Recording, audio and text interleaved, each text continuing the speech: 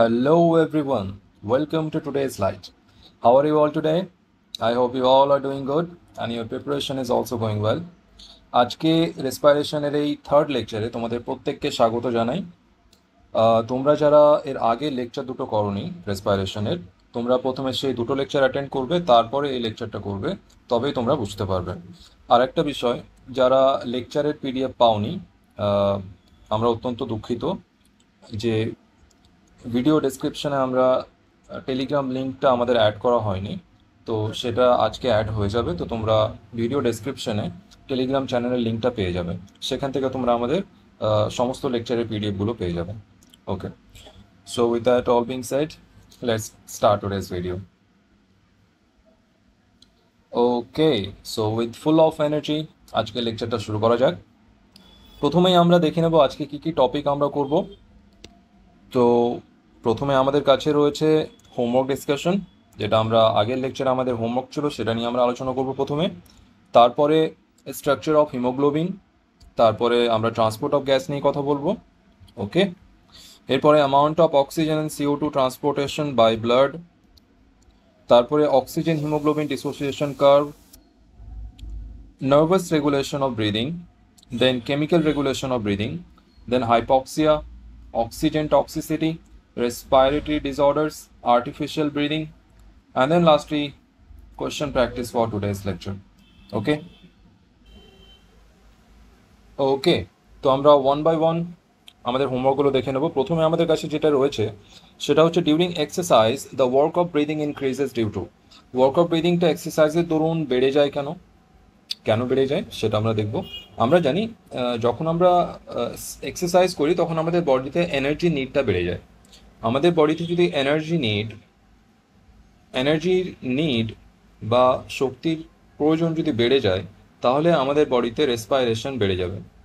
ওকে, আর যদি রেসপিরেশন বেড়ে যায় তাহলে অক্সিজেন নিড ফর অক্সিজেন সাপ্লাইটাও বেড়ে যাবে। তো অক্সিজেন সাপ্লাইয়ের নিড যদি বেড়ে যায় তাহলে আমাদের ব্রিদিং রেট বেড়ে যাবে, রেসপিরেটরি রেট বেড়ে যাবে, টাইডাল ভলিউম বেড়ে যাবে। ওকে, তো এইভাবে ব্যাপারটা কাজ করে। তো এখানে আমাদের প্রথমে বলা হচ্ছে decreased oxygen demand, no, oxygen demand increase হয়ে যায়, এটা ইনক্রিজ হয়ে যায়। ওকে, O2 ডিমান্ড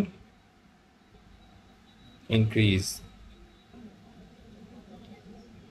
ওকে, এরপরে increased tidal volume and respiratory rate, yes this is the answer. কারণ এক্সারসাইজের সময় আমাদের বডিতে অক্সিজেনের নিড বা ডিমান্ড বেড়ে যায়, আর সেই ডিমান্ডটাকে পূরণ করার জন্য, সেই প্রয়োজনটাকে পূরণ করার জন্য কিন্তু আমাদের tidal volume and respiratory rate বা ব্রিদিং রেট সেটা কিন্তু বেড়ে যায়, যাতে আমাদের বডিতে এক্সেস যে অক্সিজেনের ডিমান্ডটা সেটাকে যাতে পূরণ করা যায়। ওকে, এরপরে বলা হচ্ছে reduce diaphragmatic contraction, not at all. এরপরে low CO2 production, CO2 production কি কমে যায়? না, রেসপিরেটরি রেট যদি বাড়ে, সেলুলার রেসপিরেশন যদি বাড়ে, তাহলে CO2 প্রোডাকশনও বেড়ে যাবে, এটাও ইনক্রিজ হয়ে যায়। This increase, not decrease. Okay, তো দিস ইজ অলসো ফলস। তো আমাদের ট্রু অপশনটা হবে অপশন নাম্বার বি। ওকে, এরপরে বলা হচ্ছে ইন্ট্রাপ্লিউরাল প্রেশার ইজ নর্মালি, ইন্ট্রাপ্লিউরাল প্রেশারটা নর্মালি কি থাকে? নেগেটিভ থাকে।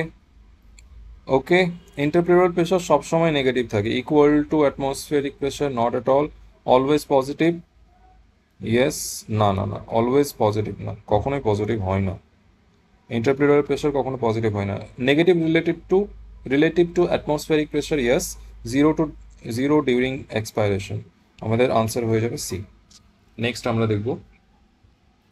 ওকে, ডিউরিং ইন্সপাইরেশন ইন্ট্রাপ্লিউরাল প্রেশার, ইন্সপাইরেশনের সময় ইন্ট্রাপ্লিউরাল প্রেশারটা কি হয়ে যায়? ভেতরের প্রেশারটা কি হতে হয়? কমতে হয়, ডিক্রিজ, বিকাম মোর নেগেটিভ। যদি ভেতরের প্রেশারটা নেগেটিভ না হয় তাহলে বাইরে থেকে ভেতরে এয়ারটা ইনফ্লো করতে পারবে না। তারপরে pneumothorax results in,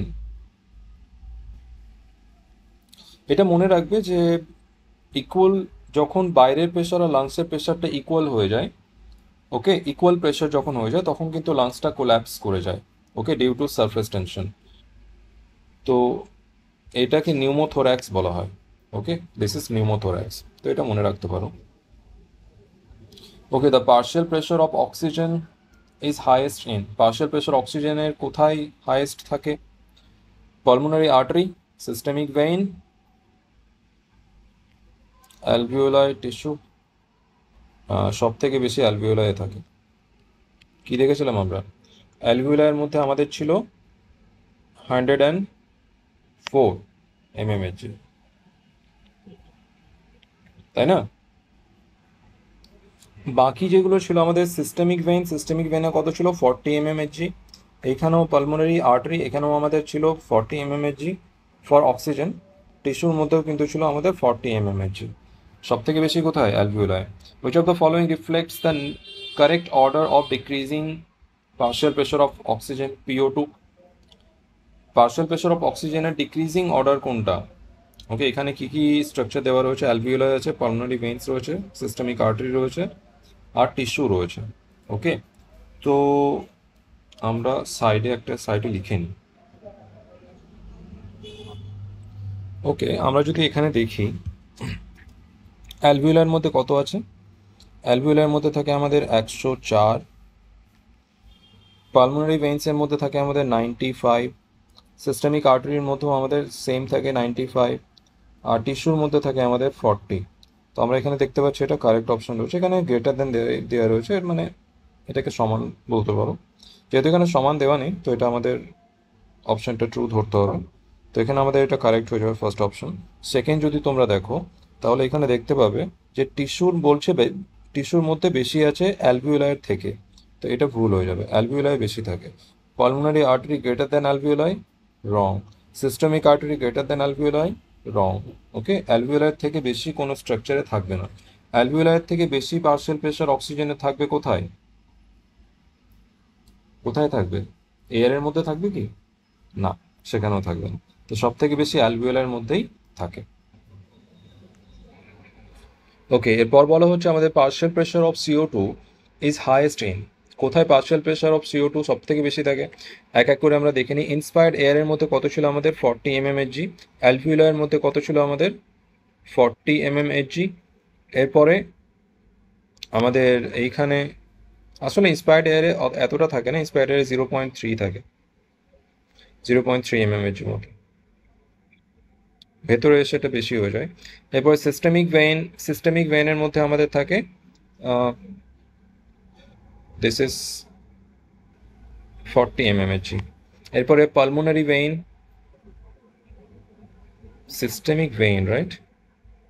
no, systemic ভেইনের মধ্যে আমাদের 45 থাকে। এরপরে পালমোনারি ভেইনের মধ্যে আমাদের থাকে 40।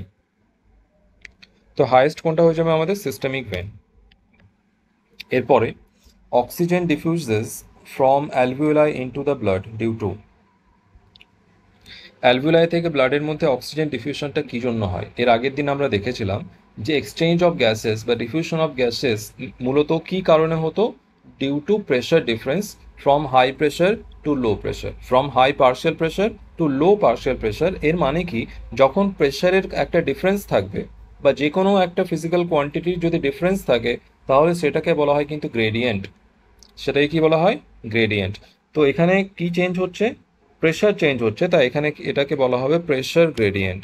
তো আমাদের ট্রু অপশনটা হয়ে যাবে কিন্তু pressure gradient. High PO2 in alveoli and low PO2 in blood. ব্লাডের মধ্যে অক্সিজেনের পার্শিয়াল প্রেশারটা কম থাকে, অ্যালভিওলাইয়ের মধ্যে বেশি থাকে, তাই অ্যালভিওলাই থেকে ব্লাডের মধ্যে আমরা এর আগের দিন কি পেয়েছিলাম যে অক্সিজেনটা কিন্তু অ্যালভিওলাই থেকে ব্লাডের মধ্যে ডিফিউজ হয়ে যেত। আচ্ছা, এবার বলা হচ্ছে টিস্যুর মধ্যে CO2 moves from cells to blood. কেন?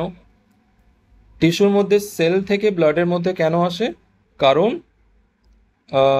Partial pressure is higher in tissue than blood. Yes, এটা ট্রু। কারণ ব্লাডের মধ্যে কত ছিল? ব্লাডের মধ্যে ছিল 40 mmHg, আর টিস্যুর মধ্যে কত ছিল? টিস্যুর মধ্যে ছিল 45 mmHg। তো from high to low tissue থেকে ব্লাডের মধ্যে অক্সিজেন ডিফিউশনটা আমরা পেয়েছিলাম, কার্বন ডাইঅক্সাইড ডিফিউশনটা আমরা পেয়েছিলাম। তো আমাদের ট্রু অপশন হয়ে যাবে কিন্তু partial pressure of CO2 is higher in tissue than blood. এরপরে বলা হচ্ছে অক্সিজেন বাইন্ডস টু হিমোগ্লোবিন। না, অক্সিজেন বাইন্ডস টু হিমোগ্লোবিন এটা টিস্যুতে কখনোই হয় না। দিস হ্যাপেন্স অলওয়েজ নেয়ার দি অ্যালভিওলাই। এটা অ্যালভিওলাইয়ের ক্ষেত্রেই হয়ে থাকে। Bicarbonate ions are converted to CO2, not at all, this is wrong. PCO2 is higher in blood, না। অক্সিজেন, এটার সাথে CO2-র ডিফিউশনের কোনো সম্পর্ক নেই। ওকে, অক্সিজেনের পার্শিয়াল প্রেশারের সাথে CO2 ডিফিউশনের কোনো সম্পর্ক নেই, কারণ যে গ্যাসটা ডিফিউশন হবে সেই গ্যাসের প্রেশার গ্রেডিয়েন্টটাই কিন্তু মূলত দায়ী হবে সেই গ্যাসের ডিফিউশনের জন্য। ওকে, যদি CO2-কে ডিফিউজ করাতে হয় তাহলে CO2-র প্রেশার গ্রেডিয়েন্ট থাকতে হবে, অক্সিজেন ডিফিউশন করাতে হলে অক্সিজেনের প্রেশার গ্রেডিয়েন্ট থাকতে হবে। অক্সিজেন ডিফিউশনটা CO2-র পার্শিয়াল প্রেশারের ওপর কখনোই নির্ভর করবে না, CO2-র ডিফিউশনটা কখনোই অক্সিজেনের পার্শিয়াল প্রেশারের ওপর ডিপেন্ড করবে না। যে গ্যাসটা ডিফিউশন করবে সেই গ্যাসেরই পার্শিয়াল প্রেশারের গ্রেডিয়েন্ট প্রয়োজন হবে। এরপরে বলা হচ্ছে which factor enhances oxygen unloading in tissue. Oxygen আনলোডিংটা, ওকে, আমরা না, এই বিষয়টা তো পড়ানো হবে না। ওকে, এটা মনে রাখবে, এটা সবার সিলেবাসে নেই। যারা 11-12-এর জন্য অ্যাপেয়ার হতে যাচ্ছ তোমরা এটা মনে রাখতে পারো, this is due to low 2,3 BPG। BPG means biphosphoglycerate, biphosphoglyceric acid অথবা biphosphoglycerate. Okay, this is due to low 2,3 BPG। Okay, আচ্ছা, এইটা আজকে একটা টপিক হবে অক্সিজেন হিমোগ্লোবিন ডিসোসিয়েশন কার্ভ, আমি সেখানে এই বিষয়টা একটু আলোচনা করে দেবো। Okay, haemoglobin is composed of, haemoglobin এটাও আজকে হবে, এটা হয়নি এর আগের দিন। ওকে, এটা এখন এটুকু মনে রাখো যে ফর অ্যাডাল্টস এটা 2 আলফা অ্যান্ড 2 বিটা চেন নিয়ে তৈরি হয়, তো এটাকে বলা হয় আলফা 2 বিটা 2। ওকে, তো 2 alpha and 2 beta polypeptide chains, এটা আমাদের আনসার হবে। নেক্সট, দ্য হিম গ্রুপ, এইটা হয়নি আজকে। ওকে, এক কাজ করছি আমি, হিমোগ্লোবিনের রিলেটেড যে সমস্ত এখানে হোমওয়ার্ক রয়েছে সেটা আমি হিমোগ্লোবিন আজকে টপিকটা করানোর পরে এই হোমওয়ার্কগুলো করিয়ে দেবো। ওকে, তো আফটার কভারিং দ্য টপিক। ওকে, এর আগের কিছু প্রশ্ন আজকের টপিকে রিলেটেড ছিল, তাই আমি সেগুলো এখনকার মতো স্কিপ করলাম, টপিকটা কমপ্লিট করানোর পরে আজকেই সেগুলো আলোচনা হবে। ওকে, দ্য প্রাইমারি মাসেলস অফ ইন্সপাইরেশনের জন্য প্রাইমারি মাসেলস কোনটা ছিল আমাদের? দুটো মাসেলস ইনভলভ ছিল, একটা হচ্ছে এক্সটার্নাল ইন্টারকস্টাল মাসেলস আর একটা ছিল ডায়াফ্রাম। ওকে, তো এখানে প্রাইমারি মাসেলস বলা হচ্ছে external intercostals and diaphragm. Yes, both are answer. এরপরে which of the following increases during এক্সারসাইজের সময় কোনটা বেড়ে যায়? টাইডাল ভলিউম বেড়ে যায়, হ্যাঁ বেড়ে যায়। রেজিডুয়াল ভলিউম, নো, এটা সবসময় একই থাকে। Dead space, no. Alveolar PO2, not at all, আমাদের আনসার এটা। নেক্সট, ওকে, নেক্সট এই 29 কোশ্চেনটাও কিন্তু আজকের লেকচারে হবে, তখন এটা আলোচনা হবে। এরপরে in the lungs CO2 diffuse, লাংসের মধ্যে CO2 কোথা থেকে কোথায় ডিফিউজ হয়? From blood to alveoli, no, this is yes, this is right. CO2 কথা বলা হচ্ছে না, তো CO2 ব্লাড থেকে অ্যালভিওলাইয়ের মধ্যে ডিফিউজ করবে, আর ফ্রম অ্যালভিওলাই টু ব্লাড এটা অক্সিজেন ডিফিউশন হয়। Okay, only when bound to haemoglobin and against its concentration gradient, no. Answer হয়ে যাবে আমাদের এইটা। ওকে, এবার আমরা structure of haemoglobin and its function এটা দেখব, এটা সবার জন্য, যারা যারা করছো প্রত্যেকেই দেখবে। হিমোগ্লোবিন আমাদের কাছে কি? হিমোগ্লোবিন অ্যাকচুয়ালি একটা আমাদের গ্লোবিউলার প্রোটিন। ওকে, যেটা আমাদের অক্সিজেন অ্যান্ড কার্বন ডাইঅক্সাইড ট্রান্সপোর্টেশনের ক্ষেত্রে সাহায্য করে থাকে। ওকে, তো এর মেইন যে কাজ সেটা হচ্ছে কিন্তু গ্যাসিয়াস ট্রান্সপোর্টেশন।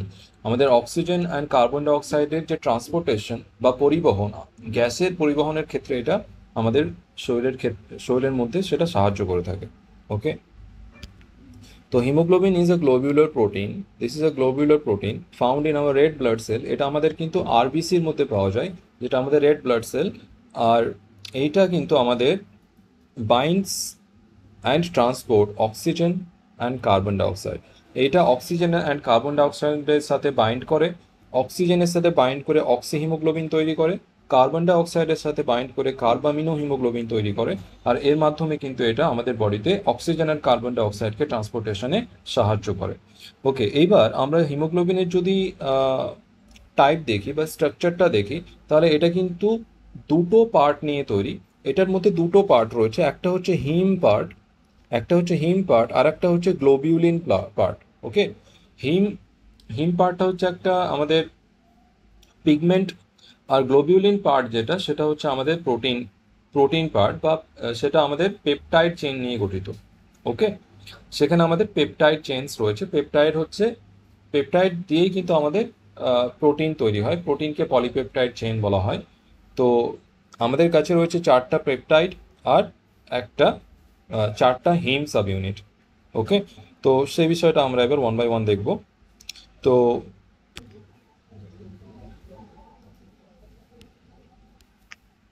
এইখানে আমাদের কাছে হিমোগ্লোবিন রয়েছে।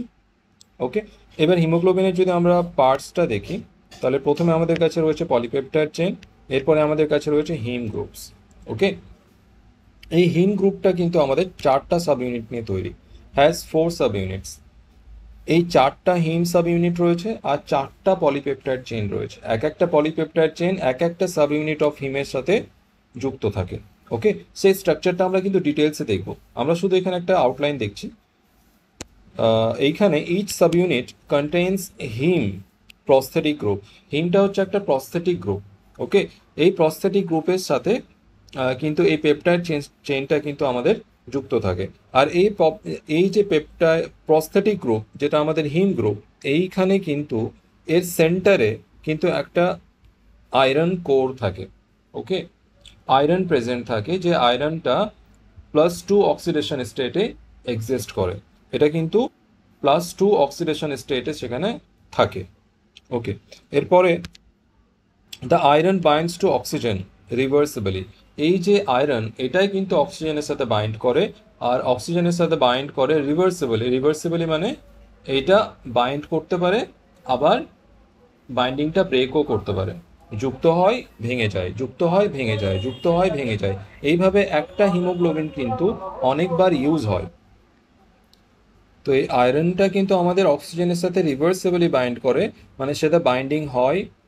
হিমোগ্লোবিন কিন্তু আমাদের অক্সিজেনের সাথে যখন বাইন্ডিং করে, তখন বাইন্ডিংটা হয় আমাদের HbO2।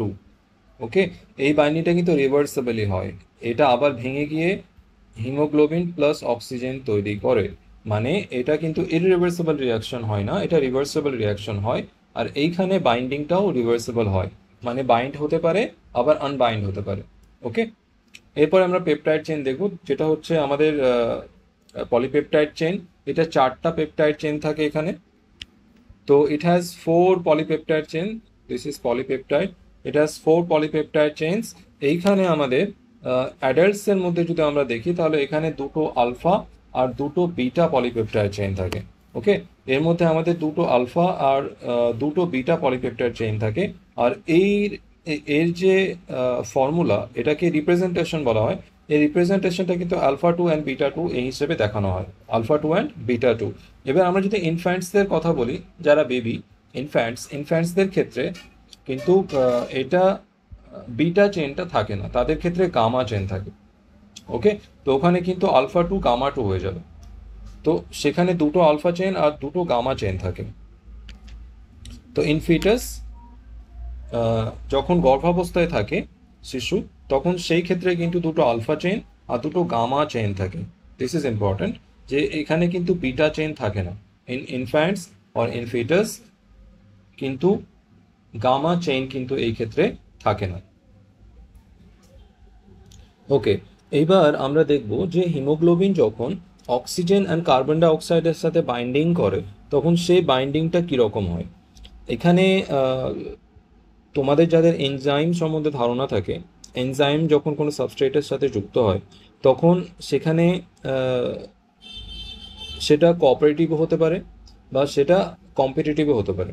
ওকে, তো এইখানে হিমোগ্লোবিনের ক্ষেত্রে যখন অক্সিজেন অ্যান্ড CO2 সাথে যখন এর বাইন্ডিংটা হয়, তখন এই বাইন্ডিংটা কিন্তু কম্পিটিটিভ বাইন্ডিং হয় না, এই বাইন্ডিংটা কিন্তু কোঅপারেটিভ বাইন্ডিং হয়।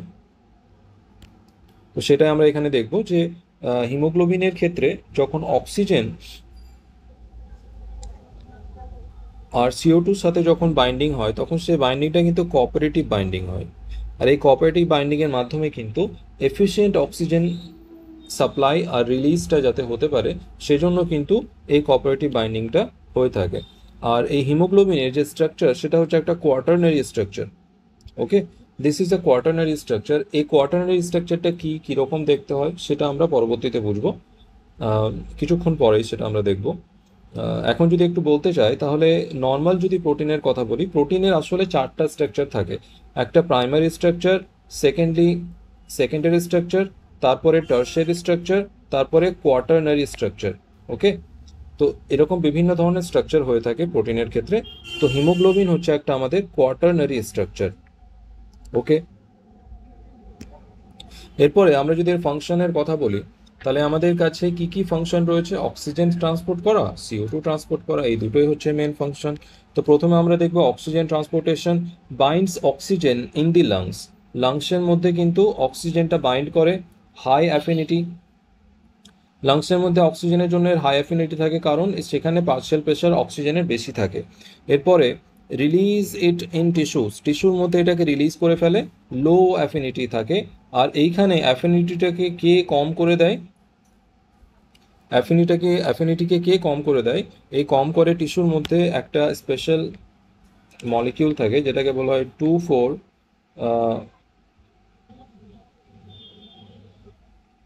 ডাইফসফোগ্লিসারেট or ডাইফসফোগ্লিসারিক অ্যাসিড, 2,4-DPG। এই 2,4-DPG কিন্তু অক্সিজেন অ্যাফিনিটিকে কমিয়ে দেয় in tissue, decreases oxygen affinity, decreases O2 affinity in tissue। ওকে, এরপরে আমরা দেখব, ওকে এটা তোমরা যারা মনে রাখতে চাও তারা মনে রাখবে।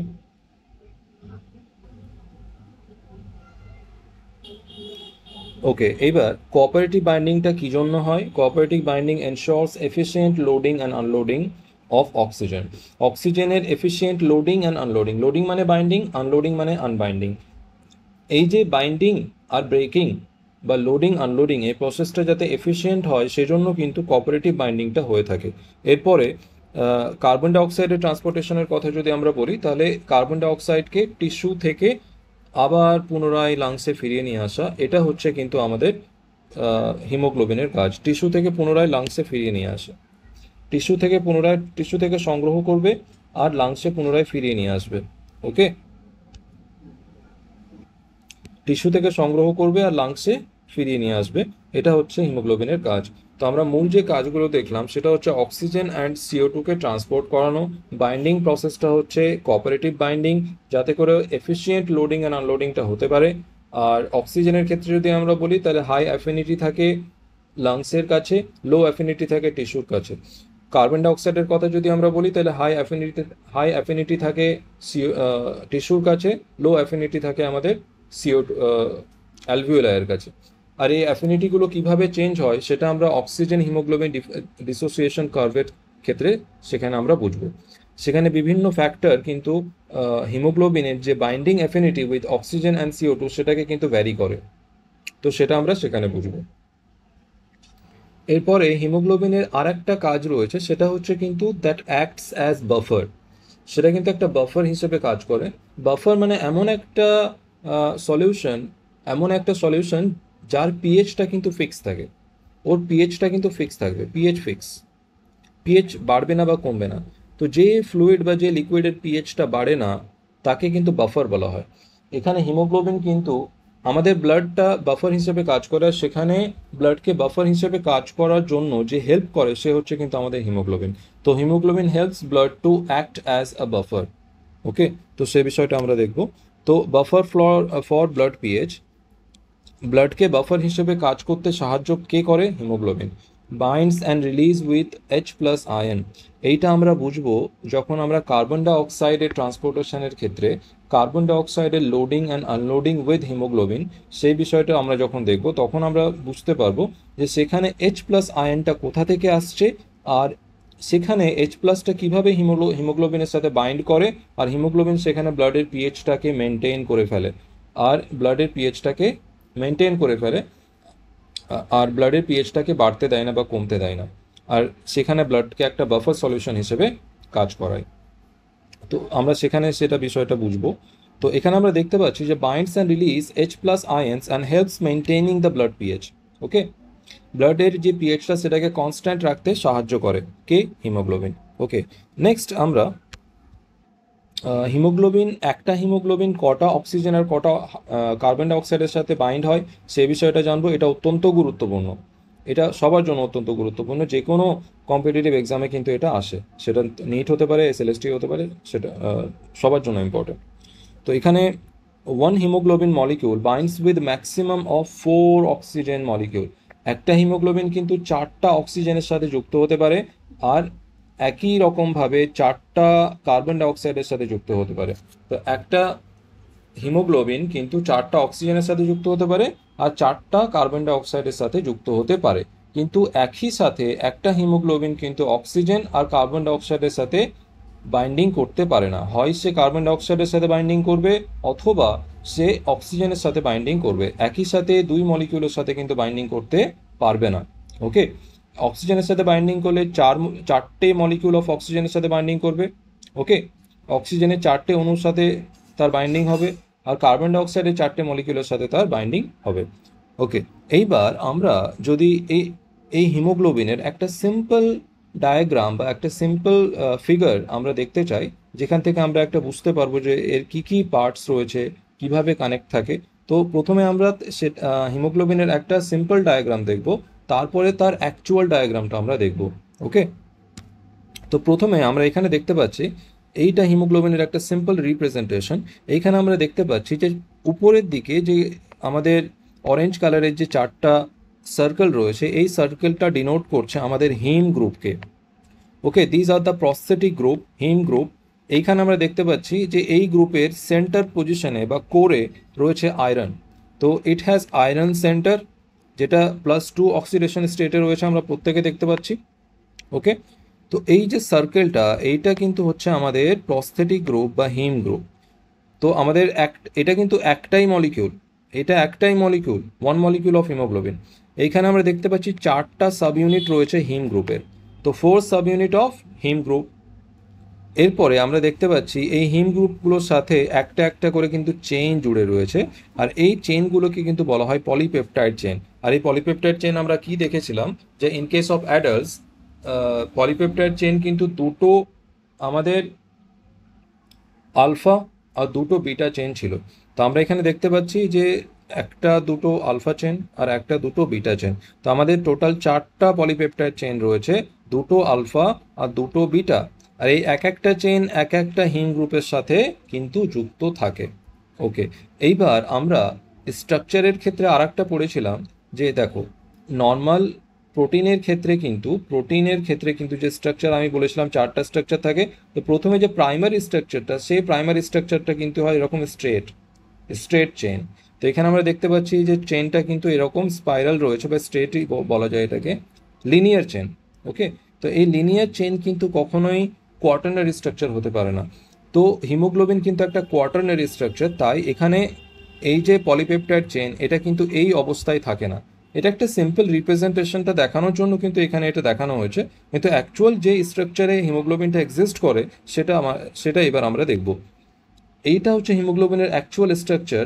এইখানে যে পলিপেপটাইড চেইনগুলো আমরা দেখতে পাচ্ছি, এটা কিন্তু কয়েলিং করে ফেলেছে, এটা অনেকটা এরকম কয়েলিং করে ফেলে, আর এই কয়েলিংয়ের মাঝখানে হাইড্রোজেন বন্ড থাকে, ওকে, সালফাইড বন্ড থাকে। তো এই ধরনের বন্ডিং দিয়ে কিন্তু একটা কোয়াটারনারি স্ট্রাকচার তৈরি হয় প্রোটিনের। তো এই যে পলিপেপটাইড চেন, এই একটা কোয়াটারনারি স্ট্রাকচার তৈরি করে, আর একটা দুটো তিনটে 4টে পলিপেপটাইড চেন মিলে কিন্তু এর যে পেপটাইড পার্টটা কিন্তু তৈরি হয়। আর প্রত্যেকটা পলিপেপটাইড চেনের মাঝখানে সেন্টার পজিশনে এই সেন্টার পজিশনে কিন্তু আমরা দেখতে পাচ্ছি কি রয়েছে, আয়রন রয়েছে। ওকে, তো এরকম কয়েলিং স্ট্রাকচারটাকে আমরা কি বলবো, পেপটাইড চেন। আমরা এখানে দেখতে পাচ্ছি গ্রিন কালারে আমাদের রয়েছে আলফা চেন, আর আমাদের পিঙ্ক কালারে রয়েছে বিটা চেন।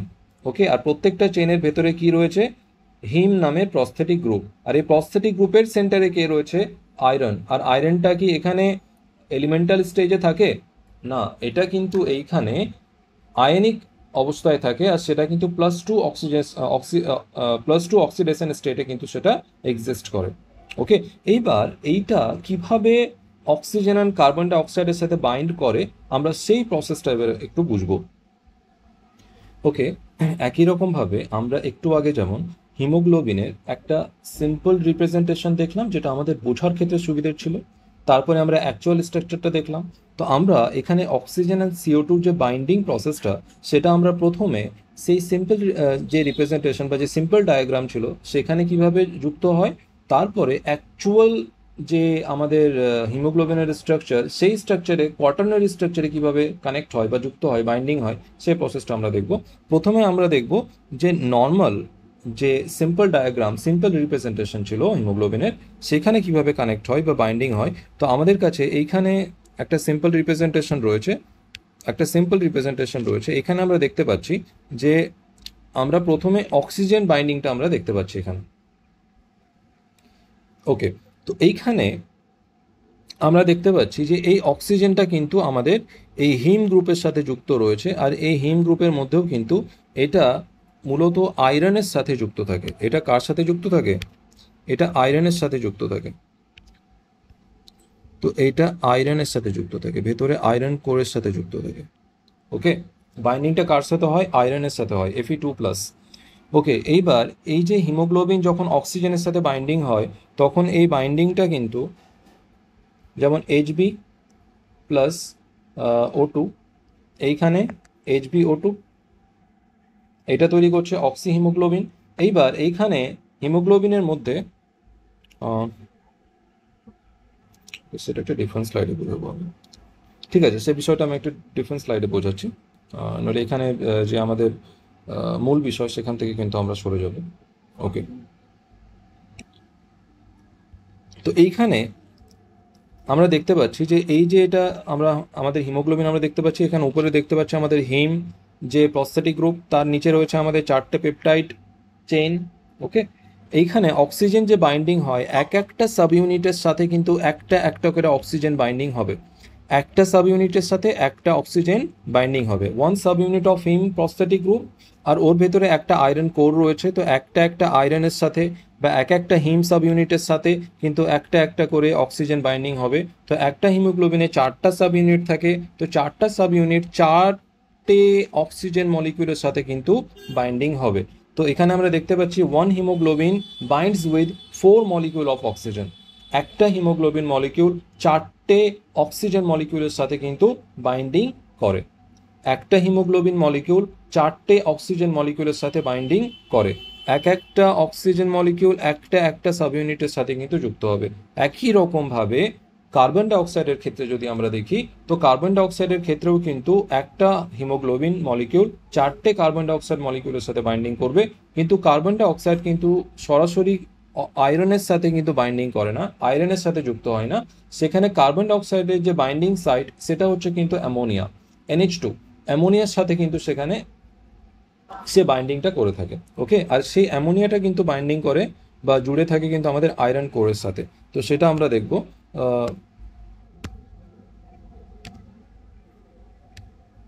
এইখানে আমরা দেখতে পাচ্ছি যে এই যে আমাদের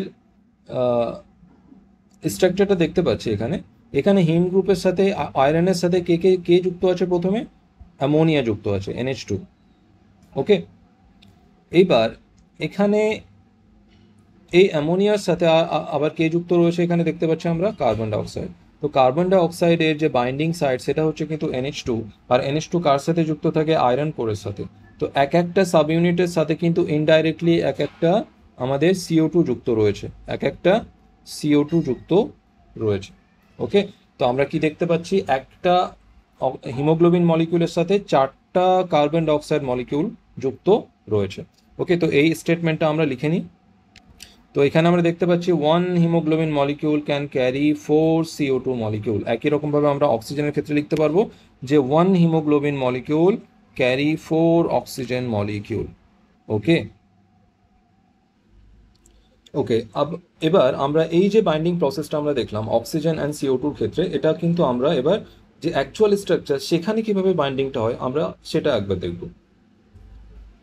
এবার আমরা এখানে দেখতে পাচ্ছি আমাদের কাছে হিমোগ্লোবিনের দুটো কোয়াটার্নারি স্ট্রাকচার রয়েছে এইখানে, মানে যেটা হচ্ছে আমাদের অ্যাকচুয়াল স্ট্রাকচার, কোয়াটার্নারি স্ট্রাকচার। এই স্ট্রাকচারে অক্সিজেন অ্যান্ড CO2 কিভাবে বাইন্ডিং হয় আমরা সেটা দেখব। ওকে, তো এখানে আমরা যদি অক্সিজেনকে বাইন্ড করাই তাহলে এই যে আয়রন কোর এর সাথে কিন্তু সরাসরি অক্সিজেন বাইন্ডিং হবে, এক একটা সাব ইউনিটের সাথে একটা করে অক্সিজেন বাইন্ডিং হবে। তো এইখানে আমরা দেখতে পাচ্ছি এই যে সাব ইউনিট এর সাথেও কিন্তু আমাদের একটা অক্সিজেন বাইন্ডিং হবে, আর এই সাব ইউনিটের সাথেও একটা অক্সিজেন বাইন্ডিং হবে। তো আমরা দেখতে পাচ্ছি যে এই যে আমাদের এই হিমোগ্লোবিন মলিকিউল এর সাথে কিন্তু টোটাল আমাদের 4টে অক্সিজেন মলিকিউল কিন্তু বাইন্ডিং হলো। এবার আমরা যদি CO2 বাইন্ডিংয়ের ক্ষেত্রে দেখি এইখানে, তাহলে আমরা দেখতে পাবো যে CO2 কিন্তু আয়রন কোরের সাথে ডাইরেক্টলি বাইন্ড হয় না, সেটা NH2 হচ্ছে তার বাইন্ডিং সাইট, আর NH2 কিন্তু এর সাথে বাইন্ডিং থাকে। তো প্রথমে আমরা এটাকে NH2 এর সাথে বাইন্ডিং করাবো। This is bind with NH2, এর সাথে NH2 গ্রুপ যুক্ত থাকে।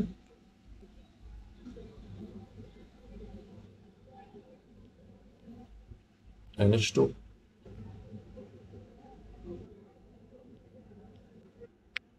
আর এই NH2 এর সাথে কিন্তু CO2টা আমাদের বাইন্ডিং হয়।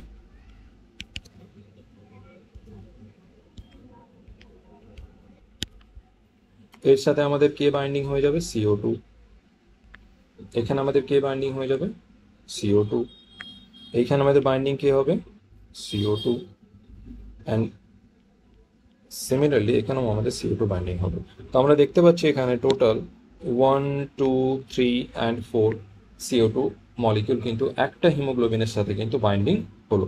তো এই হচ্ছে আমাদের অ্যাকচুয়াল বাইন্ডিং প্রসেস, যেখানে অক্সিজেন আর কার্বন ডাইঅক্সাইডের সাথে কিন্তু এই ইররিভার্সিবল বাইন্ডিং করে থাকে, যে অক্সিজেনের সাথে যুক্ত হোক অথবা কার্বন ডাইঅক্সাইডের সাথে যুক্ত হোক, বোথ বাইন্ডিং আর রিভার্সিবল, মানে সে বাইন্ডিংটা সহজেই ভেঙে যায় যাতে করে সহজে লোডিং অ্যান্ড আনলোডিং হতে পারে। আমরা যদি একটা ট্রাক বা একটা গাড়ি ইউজ করি, তখন সেই গাড়িতে কিন্তু যদি আমরা কোনো একটা আম, আমাদের জিনিসপত্র যেটা আমরা ক্যারি করি সেটা কি আমরা একবারই ক্যারি করতে পারি? বারবার ইউজ করতে পারি, সেটা লোডিং আনলোডিং হতে থাকে। যদি লোডিং অ্যান্ড আনলোডিং প্রসেস দুটো একসাথে না হয় তাহলে কিন্তু ট্রান্সপোর্টেশন প্রসেসটা সম্ভব হবে না। ওকে, একবার লোডিং হলো সেটা যদি ওখানে ফিক্স হয়ে যায় তাহলে তো আমরা সেই জিনিসটা দ্বিতীয়বার ইউজ করতে পারবো না। তাই একটা হিমোগ্লোবিন মলিকিউল যাতে আমরা বারবার ইউজ করতে পারি, তাই এই হিমোগ্লোবিন মলিকিউলটা একবার CO2 কে লোড করবে, তারপরে আনলোড করবে, আবার সেখানে অক্সিজেন লোড করবে, অক্সিজেনকে আনলোড করবে, আবার সেখানে CO2 লোড করবে, CO2 কে আনলোড করবে। এইভাবে কিন্তু প্রসেসটা চলতে থাকে। তো একটা হিমোগ্লোবিন মলিকিউল আমাদের কাছে ধরে নাও এখানে একটা আমাদের অ্যালভিওলাই রয়েছে, যদি ছোট্ট করে একটু বোঝানোর চেষ্টা করি। এখানে ধরুন আমাদের কাছে অ্যালভিওলাই রয়েছে, এখানে আমাদের কাছে রয়েছে আমাদের tissue. This is hour alveoli, এখানে রয়েছে আমাদের টিস্যু। ওকে, এইবার এই অ্যালভিওলাই থেকে এই যে হিমোগ্লোবিনটা, এই হিমোগ্লোবিনটা অক্সিজেনকে এখানে হবে আমাদের লোডিং, অ্যালভিওলাই লোডিং হবে, টিস্যুর কাছে গিয়ে আনলোড হয়ে যাবে, আনলোডিং। ওকে, আবার এই টিস্যু থেকে যখন অ্যালভিওলাই এই হিমোগ্লোবিনটা ফিরে আসবে তখন এই হিমোগ্লোবিনটা কাকে নিয়ে আসবে? CO2 কে। তো CO2 লোডিং কোথায় হবে? টিস্যুর কাছে CO2 লোডিং হবে, আর এর আনলোডিংটা কোথায় হয়ে যাবে? অ্যালভিওলাইয়ের কাছে এসে আনলোড হয়ে যাবে। তো দেখো এই যে টিস্যু আর অ্যালভিওলাইয়ের মধ্যে এর যে একটা ট্রিপ, এটা হচ্ছে একটা ট্রিপ, ঠিক আছে? এই একটা ট্রিপে এ কি করছে, যে অ্যালভিওলাই থেকে টিস্যুতে যাওয়ার সময় এটাকে রাউন্ড ট্রিপ বলা হয়।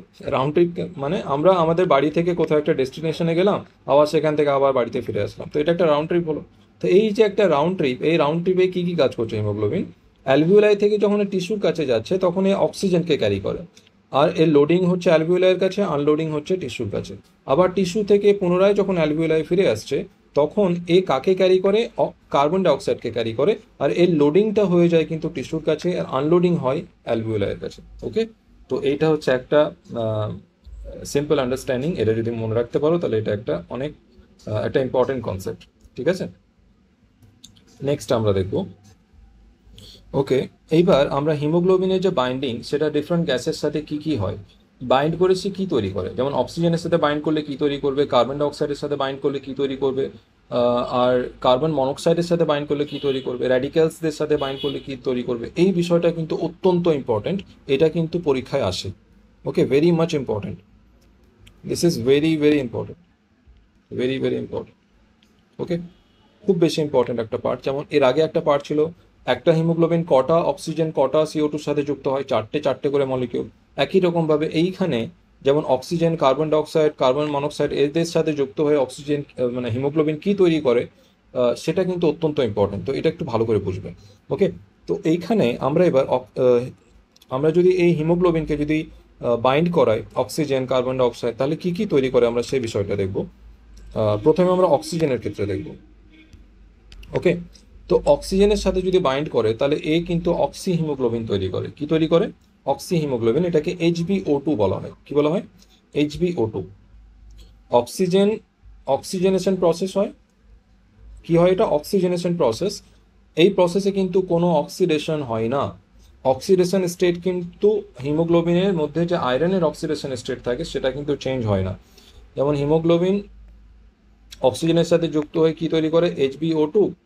ওকে, এইখানে এর মধ্যে যে আয়রনের যে অক্সিডেশন স্টেট থাকে এটা হচ্ছে +2।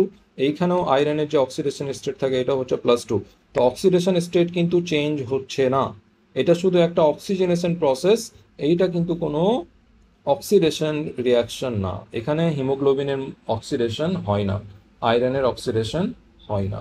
ওকে, তো এটা অক্সিজেনেশন প্রসেস। এখানে হিমোগ্লোবিন HbO2 তৈরি হয়। আর এই অক্সিজেনের সাথে বাইন্ড করার যে অ্যাফিনিটি, এইটা কিন্তু আমাদের কম। কার তুলনায়? কার্বন ডাইঅক্সাইড আর কার্বন মনোক্সাইডের তুলনায়। এবার আমরা যদি কার্বন ডাইঅক্সাইডের কথা বলি তাহলে কার্বন ডাইঅক্সাইডের সাথে যুক্ত হয়ে কিন্তু এ কার্বামিনো হিমোগ্লোবিন তৈরি করে।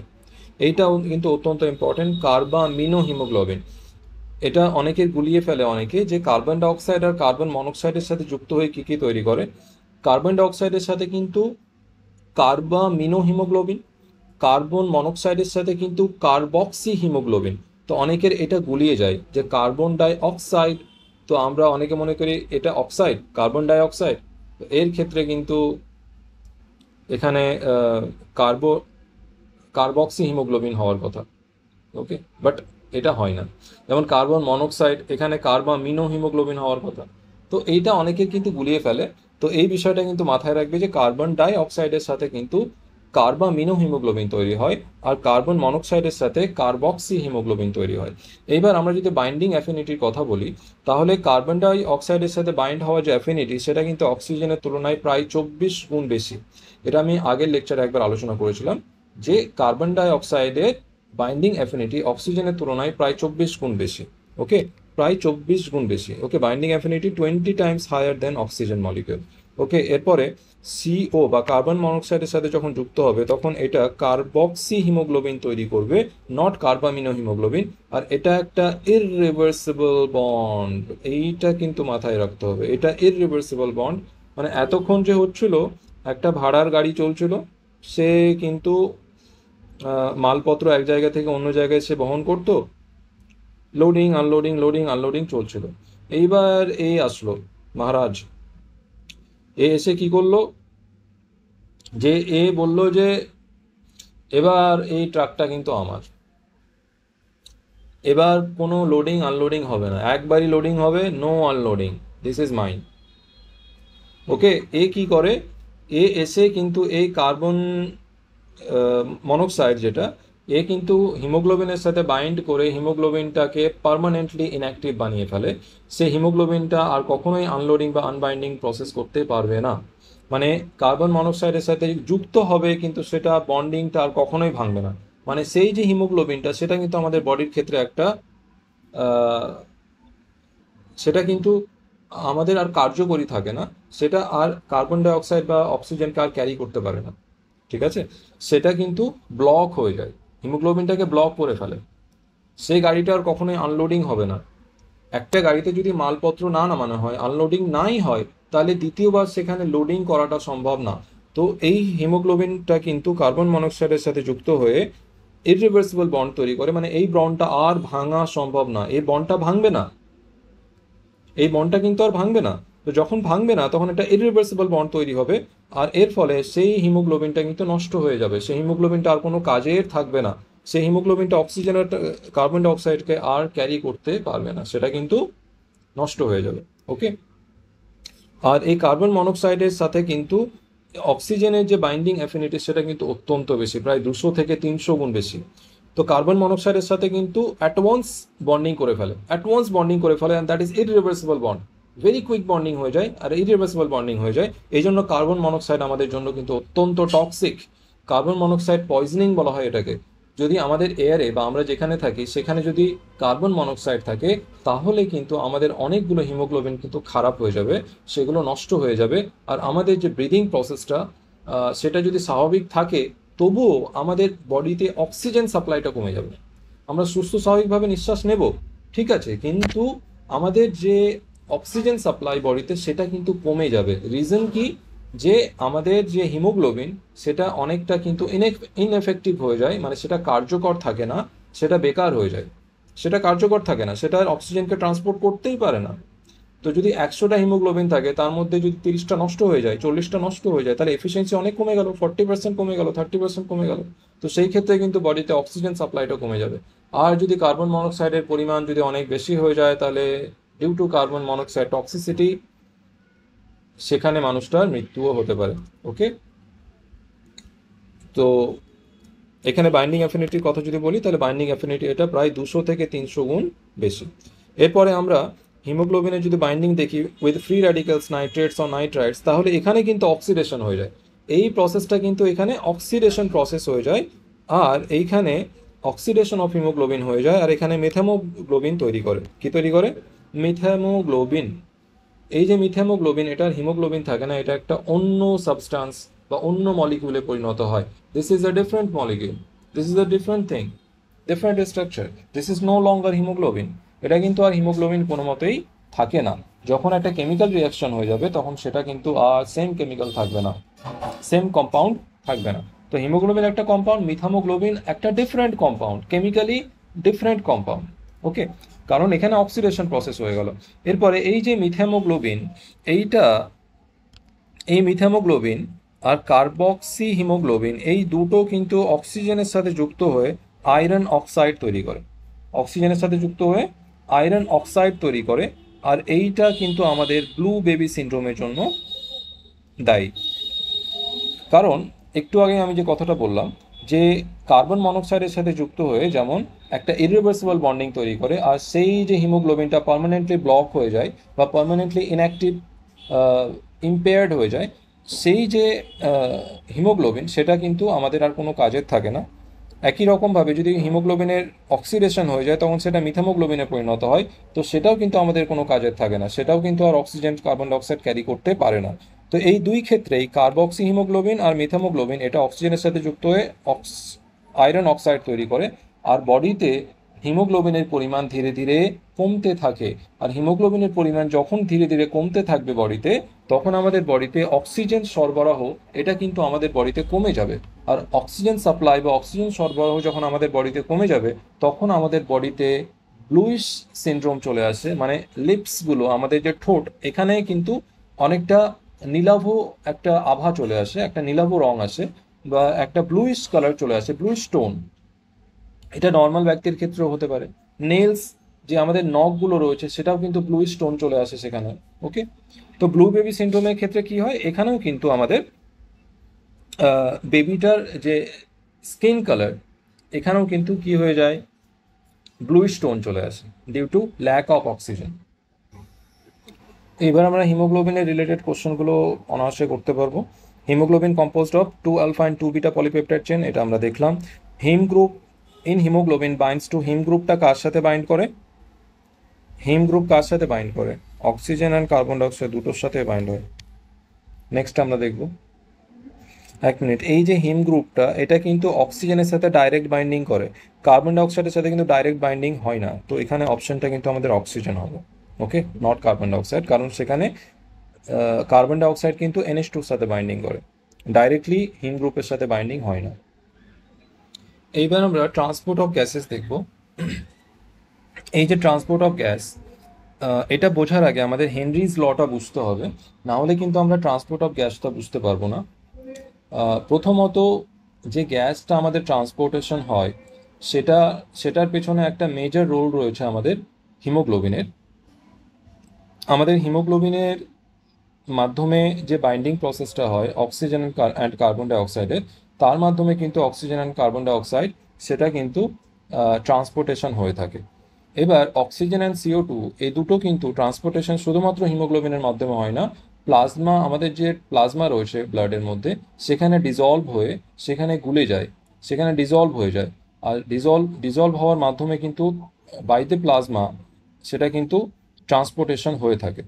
ওকে, তো সেই প্রসেসটা বোঝার আগে কিন্তু আমাদের হেনরিজ লটা বুঝতে হবে যে হোয়াট ইজ হেনরিজ ল। এই লটা কি ডিসক্রাইব করে, যে এটা বলে যে quantity of gas, the quantity of gas that will be dissolved in a liquid that is proportional to partial pressure of the gas in and it's solubility, সেটা তার সলিউবিলিটি অ্যান্ড পার্শিয়াল প্রেশারের উপর depend করবে। তো partial pressure and solubility এই দুটোর উপর কিন্তু ডিপেন্ড করবে। মানে কোনো একটা গ্যাসের পার্শিয়াল প্রেশার যত বেশি হবে সেই গ্যাসটা তত বেশি সলিউবল হবে কোনো একটা লিকুইডে।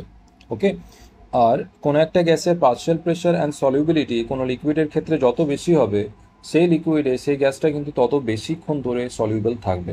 ওকে,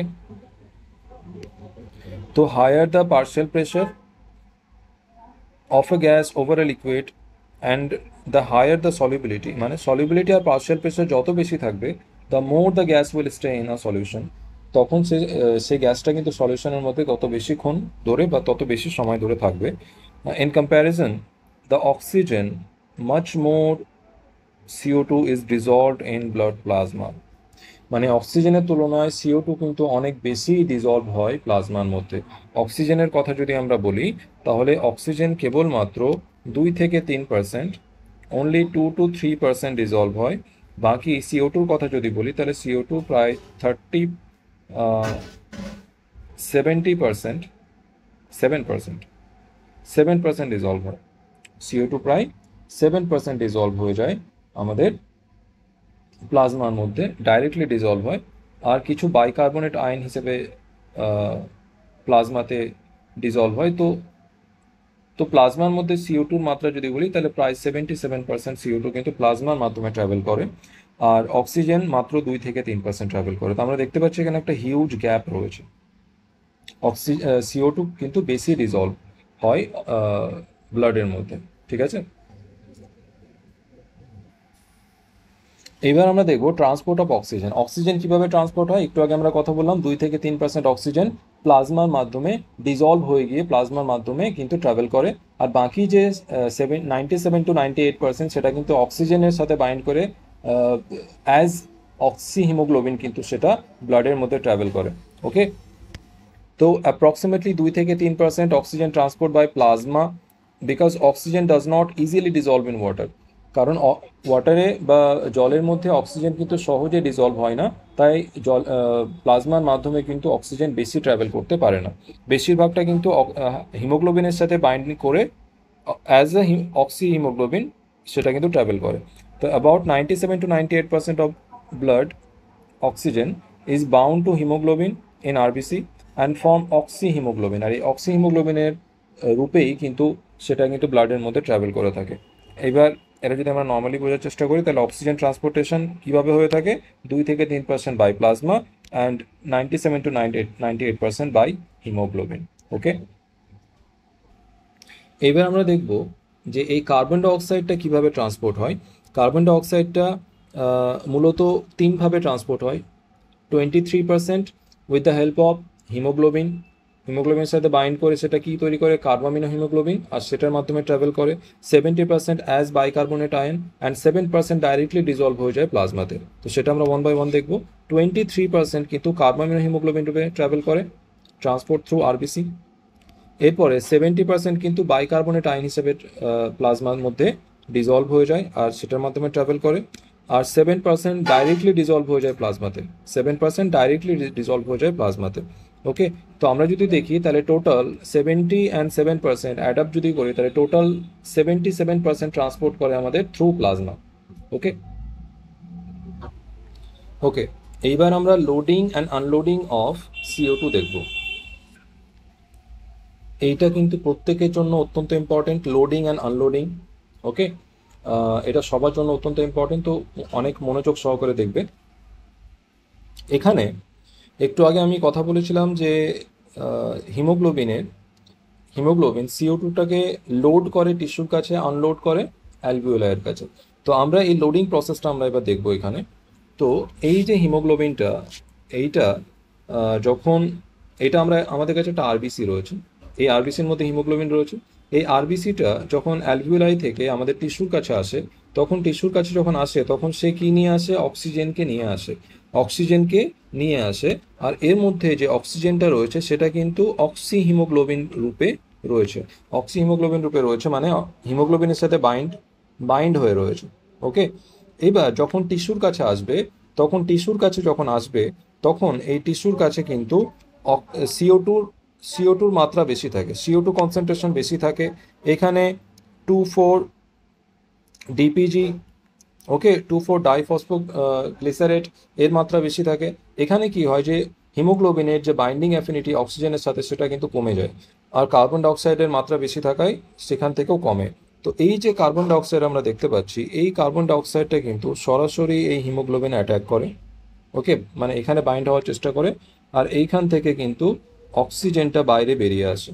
ওকে, আর এটা CO2-র সাথে কিন্তু বাইন্ড হয়ে যায়, অক্সিজেনটা বাইরে বেরিয়ে যায়, আর এই অক্সিজেনটা পুনরায় আবার টিস্যুর মধ্যে কি হয়ে যায়? চলে যায়। ওকে, তো টিস্যু কি পেয়ে গেল? অক্সিজেন পেয়ে গেল। আর CO2টা কার সাথে বাইন্ড হয়ে গেল? CO2 বাইন্ড হয়ে গেল কিন্তু আমাদের হিমোগ্লোবিনের সাথে। আর এই হিমোগ্লোবিন অক্সিজেনের যে বন্ডটা, এটা কিন্তু ভেঙে যায়। ওকে, এইটা ভেঙে যায়। ওকে, এইখানে এই যে CO2 যেটা আমাদের হিমোগ্লোবিনের সাথে যুক্ত হলো, এটা কিন্তু অনলি 23%। এইবার বাকিটা কি হয়?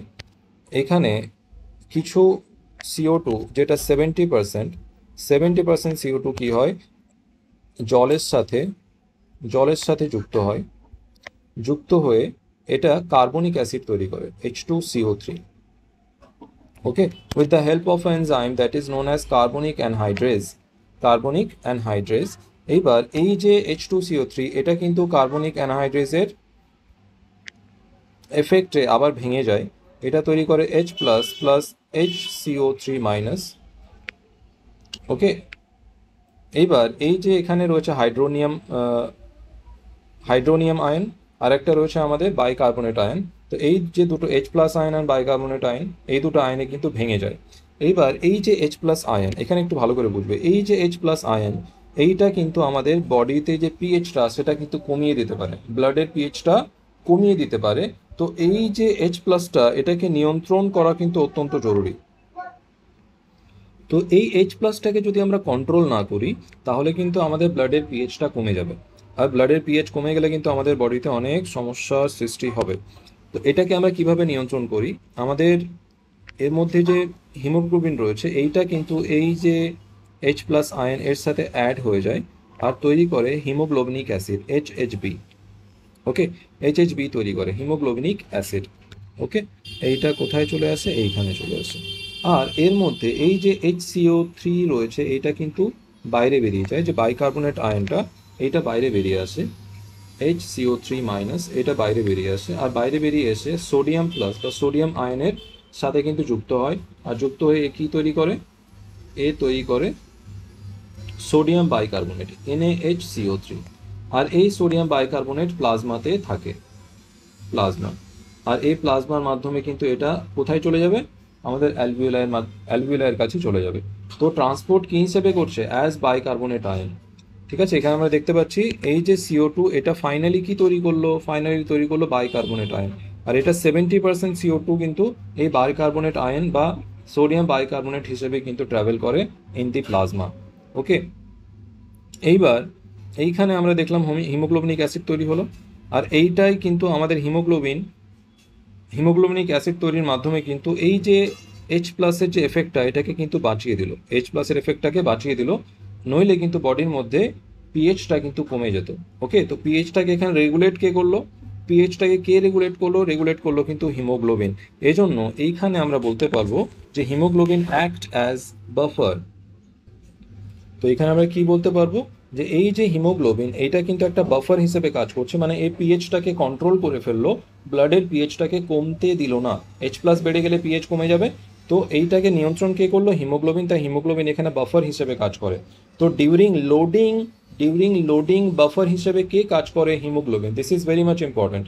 ওকে, এইখানে আরেকটা ফিনোমেনা হয় যে এই যে HCO3- এটা যে বাইরে বেরিয়ে গেল, তো এইখানে পজিটিভ চার্জ ডেভেলপ হয়ে যাবে, যদি নেগেটিভ চার্জ বাইরে বেরিয়ে যায় তো এখানে পজিটিভ চার্জ ডেভেলপ হয়ে যাবে।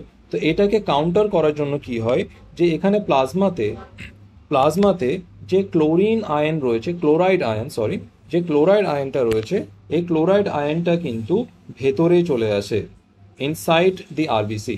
এর এর ফলে কি হয় যে এই যে আরবিসি যে প্লাজমা মেমব্রেন, এর অ্যাক্রসে একটা যে পোটেনশিয়াল ডিফারেন্স যাতে ক্রিয়েট না হয় সেটাকে এ কিন্তু নিয়ন্ত্রণ করে। বাইরে থেকে ভেতরে যে ক্লোরাইড আয়নটা ভেতরে আসে, এর ফলে কি হয়, পজিটিভ নেগেটিভ মিলে কি হয়ে যায়, এটা নিউট্রালাইজ হয়ে যায়, মানে নিউট্রাল থাকে, প্লাজমা মেমব্রেনটাকে নিউট্রাল রাখে। তো এই যে ক্লোরাইডটা বাইরে থেকে ভেতরে আসলো, এইটাকে কিন্তু বলা হয় ক্লোরাইড শিফট। কি বলা হয়, ক্লোরাইড শিফট, বা এটাকে বলা হয় হ্যামবার্গেন এফেক্ট। ওকে, তো এই যে ক্লোরাইড আয়নটা বাইরে থেকে ভেতরে গেল, এটাকে বলা হয় ক্লোরাইড শিফট অথবা হ্যামবার্গেন এফেক্ট। কি বলা হয়, ক্লোরাইড শিফট বা হ্যামবার্গেন এফেক্ট। এটা কিন্তু অত্যন্ত ইম্পর্টেন্ট। আর এর মাধ্যমে কিন্তু আরবিসির যে মেমব্রেন, এখানে যে পোটেনশিয়াল ডিফারেন্স এটা কিন্তু ক্রিয়েট হতে দেয় না, এটাকে নিউট্রাল রাখে। ওকে, এখানে আরেকটা জিনিস, টিস্যুর কাছে কিন্তু যে প্লাজমা রয়েছে সেখানে ক্লোরাইড আয়নের কনসেন্ট্রেশনটা কম থাকে, বাইকার্বনেট আয়নের কনসেন্ট্রেশনটা বেশি থাকে। ওকে, তো এইটা হচ্ছে আমাদের টোটাল লোডিং প্রসেস। এবার আমরা আনলোডিং প্রসেসটা দেখব। লোডিংটা কোথায় হলো, নেয়ার দি টিস্যু। আনলোডিং কোথায় হবে, নেয়ার দি অ্যালভিওলাই। এইবার আমরা আনলোডিং প্রসেস যদি দেখি তাহলে এটা কোথায় হবে, দিস ইজ নেয়ার দি অ্যালভিওলাই। ওকে, এইবার এইখানে আমরা কি দেখব যে এখানে প্লাজমাতে কিন্তু ক্লোরাইড আয়নের পরিমাণ বেশি থাকে আর HCO3 পরিমাণ কম থাকে। এটা কিভাবে কি হয়, আচ্ছা এইবার এইখানে এই যে এই আরবিসিটা যখন টিস্যু থেকে অ্যালভিওলাইয়ের কাছে আসবে তখন এই কাকে বহন করে নিয়ে আসবে, এ কাকে ক্যারি করে নিয়ে আসবে, এর সাথে করে কাকে নিয়ে আসবে, CO2কে সাথে করে নিয়ে আসবে, HbCO2। ওকে, কার্বামিনো হিমোগ্লোবিন নিয়ে আসবে সাথে করে। তো এইটা এর ভেতরে কি রয়েছে, অক্সিজেনের মাত্রা বেশি রয়েছে, দিস ইজ অ্যালভিওলাই। এখানে অক্সিজেনের মাত্রা বেশি রয়েছে, এই অক্সিজেনটা কার সাথে যুক্ত হতে চাইবে, CO2-র সাথে যুক্ত হতে চাইবে। তো এখান থেকে কে বাইরে বেরিয়ে আসবে, CO2টা বাইরে বেরিয়ে আসবে, এই CO2 বাইরে বেরিয়ে আসবে, আর এই CO2 পুনরায় কোথায় চলে আসবে, পুনরায় সে চলে আসবে কিন্তু অ্যালভিওলাইয়ের ভেতরে। এইবার এইখানে এই যে বন্ডিংটা ব্রেক হলো, এখানে আবার কে যুক্ত হয়ে যাবে, এখানে কিন্তু যুক্ত হয়ে যাবে আমাদের O2।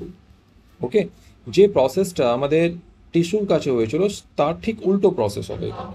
ওকে, এইবার আরেকটা বিষয় কি হবে যে বাইকার্বনেট আয়নটা HCO3- যেটা সেখানে বাইরে ছিল, বা এটা এরকম বলতে পারো যে এখানে যে সোডিয়াম বাইকার্বনেট রয়েছে NHCO3, এইটা প্রথমে ভেঙে যাবে, H plus HCO3-।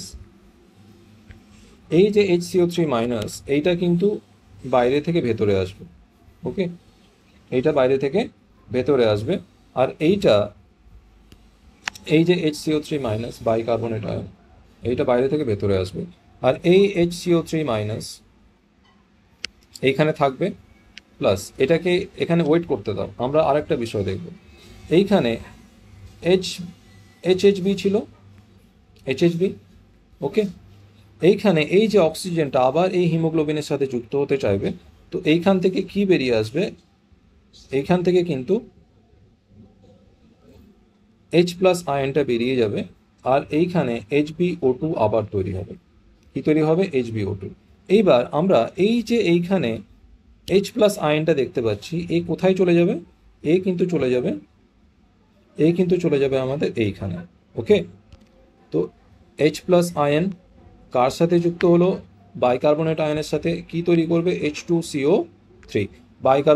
Carbonic acid কিন্তু আবার তৈরি হয়ে গেল with the help of enzyme again carbonic anhydrase. Okay, এইবার এই যে আমাদের কার্বনিক অ্যাসিডটা তৈরি হলো, এটা কিন্তু আবার কি হবে? H2CO3, এইটা আবার ভেঙে যাবে কার্বনিক অ্যানহাইড্রেজের এফেক্টে, আর ভেঙে গিয়ে এটা কি তৈরি করবে? এটা তৈরি করবে H2O প্লাস CO2। এটা আবার CO2তে কি হয়ে গেল? ভেঙে গেল। আর এই যে CO2 এখানে তৈরি হলো, এই CO2টা পুনরায় কোথায় চলে যাবে? আমাদের লাংসের ভেতরে চলে যাবে। ওকে, তো this will go to the lungs. এটা আবার পুনরায় লাংসের ভেতরে চলে যাবে। তো এই হচ্ছে আমাদের total process, this is the unloading process. যে এইখানে কি হলো, এই যে CO2টা আমাদের এসছিল আরবিসির সাথে করে, হিমোগ্লোবিনের সাথে করে বা প্লাজমার সাথে করে, এই যে প্লাজমাতে এর মাধ্যমে এসছিল অ্যাজ এ সোডিয়াম বাইকার্বনেট, আর হিমোগ্লোবিনের মাধ্যমে অ্যাজ কার্বামিনো হিমোগ্লোবিন। এই দুই ক্ষেত্রেই যে কার্বন ডাইঅক্সাইডটা ছিল সেটা কিন্তু এইখানে রিলিজ হয়ে গিয়ে কোথায় চলে যাবে? আমাদের অ্যালভিওলাইয়ের ভেতরে। ওকে, এটা হচ্ছে আনলোডিং প্রসেস। আচ্ছা, এইবার এইখানে এই যে এই আয়নটা ভেতরে আসলো, তো নেগেটিভ চার্জ ভেতরে বেড়ে যাবে। তো এই জন্য কি হবে, যে ভেতর থেকে যে ক্লোরাইড আয়নটা, এই ক্লোরাইড আয়নটা কিন্তু বাইরে বেরিয়ে যাবে। ক্লোরাইড আয়নটা বাইরে বেরিয়ে যাবে। তো ক্লোরাইড আয়নটা এখানে বাইরে বেরিয়ে যাবে। তো এই প্রসেসটাকে কিন্তু বলা হয় reverse chloride shift. Reverse chloride shift.